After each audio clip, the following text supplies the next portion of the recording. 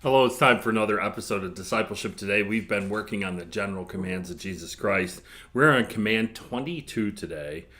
It's a command to be wise, and it comes from Matthew Matthew 10, starting in verse 16. And I'm going to read it out of ESV. It says, "Behold, I am sending you out as sheep in the midst of wolves. So be wise as serpents and as innocent as doves."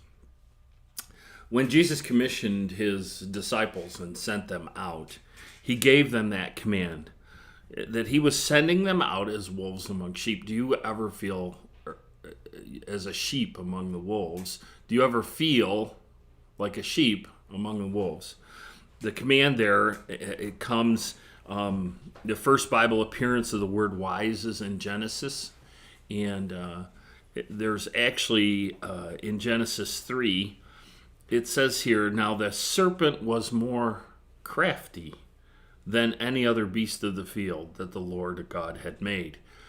And it's that craftiness that was a deceptive term.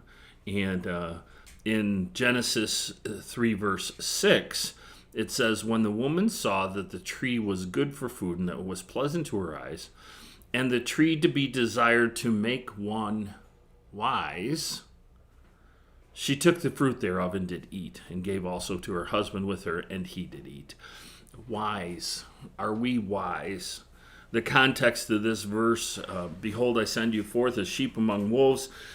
He chiefly respected the troubles, afflictions, and persecutions, the sufferings that his disciples would fall into after the death and resurrection of Jesus.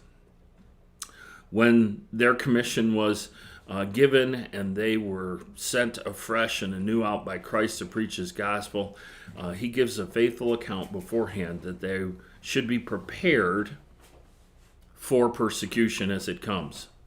He said not if it comes, he said when it comes. And I don't think we have a theology of suffering today. We don't have a theology of persecution. Matter of fact, most people don't like the theology of suffering or persecution, but it's something that we know is going to happen. He compares them to sheep because they were meek and they were humble, they were harmless, they were inoffensive. It doesn't mean that they were weak or unable to protect themselves, but it does mean that they were meek. Meekness and weakness are not the same thing. And they were sent out by him, unarmed and defenseless at first, but then he commissions them to go out. He compares wolves, fierce and furious, voracious, ravenous, cruel, hurtful, the people that they would go out and try and minister to. So we give them this command and this warning. We're trying to be wise.